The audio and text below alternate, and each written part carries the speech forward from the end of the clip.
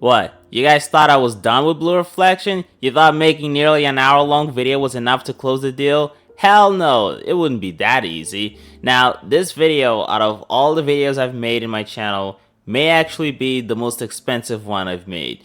But that's largely because I almost never spend money for any of my videos because I'm a cheap ass. To be honest, it wasn't much. In fact, I took advantage of a few discount deals in order to get where I'm at right now. Probably the expense that gave me the most aids was buying Blue Reflection Second Light on Steam, even though I already owned the PS4 version, but I needed to get the Steam version in order for this video to exist. The second thing I had to buy was an ultra-wide monitor. Now, ultra-wide monitors are typically pretty expensive, but the one I got was relatively cheap, only costing 189 euros, which isn't that much higher than some of the widescreen monitors that I've spent in the past. Of course, the compromise came in the fact that in general, it's not a very game-oriented monitor, but it's more than enough for what I do on a daily basis anyway, which is watching anime shows and VTubers, so I don't mind it all that much. Though with that said, I'm not sure if it's worth broadcasting several streams at the same time at the cost of buying a new monitor. So what's the true motivation behind this video, you might ask? Well, it's very simple. Since I can't get my PS5 version of Blue Reflection Second Light until Koei decides to, listen to my prayers, my only option is to optimize my experience on PC as much as possible. And one of the first things I thought about was, I wonder if I can play this game at 21:9. Now, natively, no, this game does not have this option when you change the graphic settings, but I'm sure you guys probably noticed at this point, does your video look wider than usual? Yes, it does. And based on the title of this video, I'm sure you can figure out why. Now, everything regarding the ultra widescreen patch that I'm going to explain in this video is probably documented on the PC Gaming Wiki page for this game. I'll put a link in the description for this page. There's also a Reddit post that I'm gonna link for reasons that I'll explain later in the video. Now, what I'm about to say is something that I'm sure doesn't really apply to 99.8% of you guys watching this video. I personally don't run Windows on my computer, but I will need to temporarily use it for this video, and that's because the first step needed in order to complete this whole procedure is absolutely mandatory to have a Windows operating system installed. You see, in order to allow the game to run at 21:9, we need to actually modify the executable located in the game's folder. Now, the problem with doing this is that due to Steam's built-in DRM protection, even after making all the proper modifications, if you try to actually launch the game, it will give you an error. So because of this, the very first thing we need to do is unpack the exe file using something called Steamless.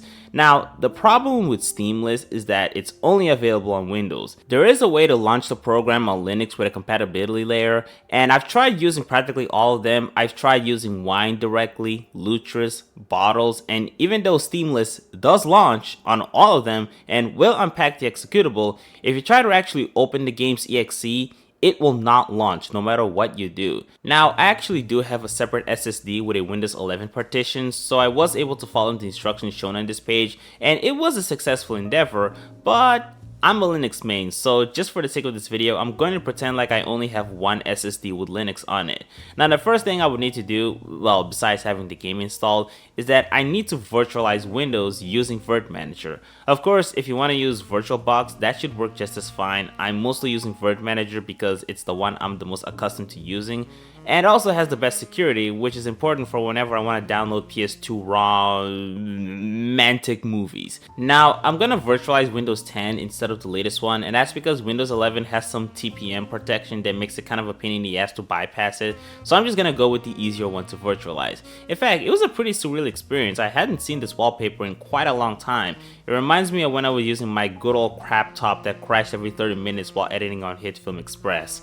Now that I have Windows 11 virtualized, sorry, I meant Windows 10. They're both the same, so I kind of get them confused. We have to download Steam so that we can install Blue Reflection Second Light. Meanwhile, we might as well download Steamless.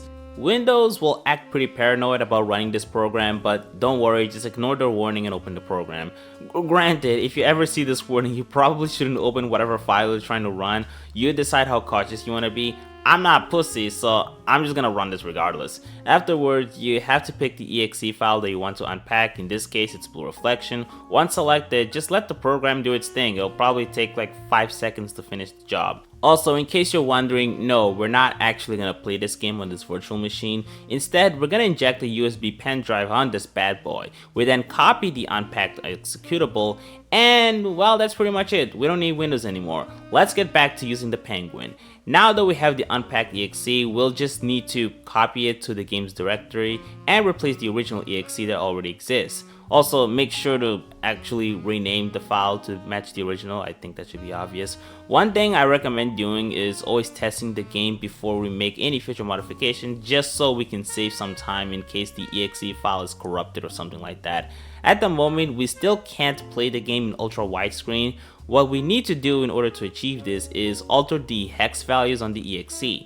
For Linux, we can use the terminal-based program called hexedit, which can be found in the official repos in all of the distros that I've tested, which were 2.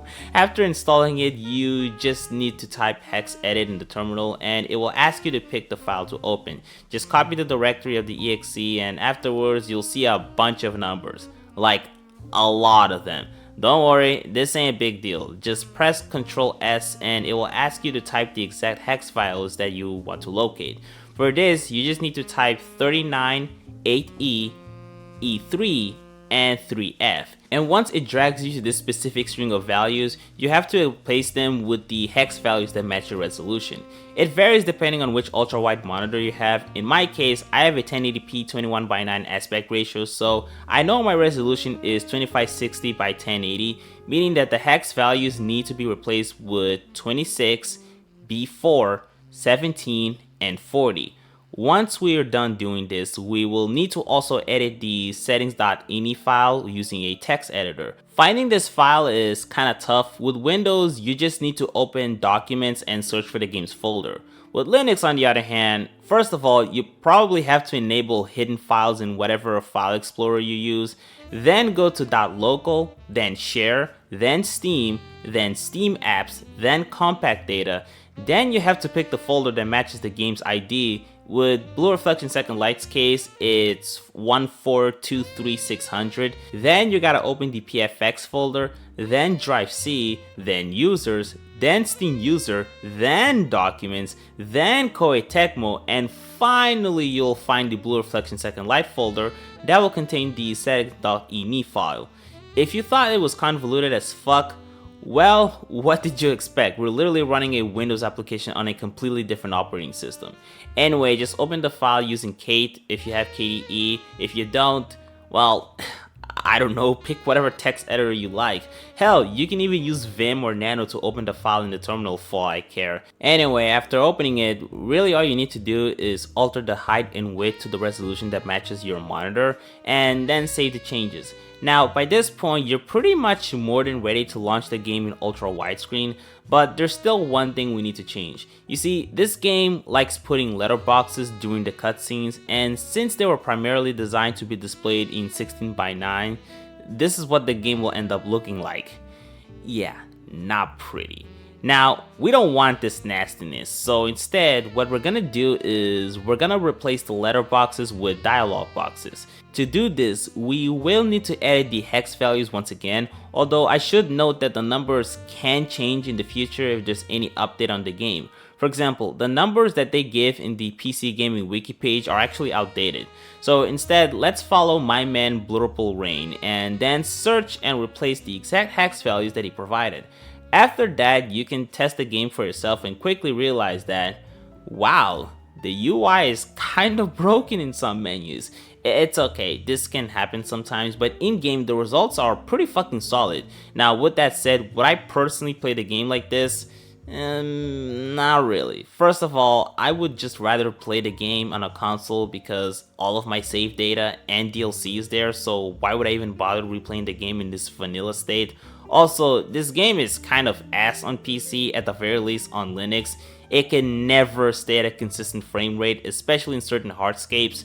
Like, even though I get higher frame rates on my computer compared to the PS4, I'd honestly rather play the game at a locked 30 FPS than deal with the fucking stutterfest that is the PC port. I am aware that there's a patch developed by the community that improves the performance, and it definitely does, but not as much as I would like. However, I still made this video because, well, to be honest, I just thought it would be fun. Although in all seriousness, give me my fucking PS5 remaster, I still haven't given up on that.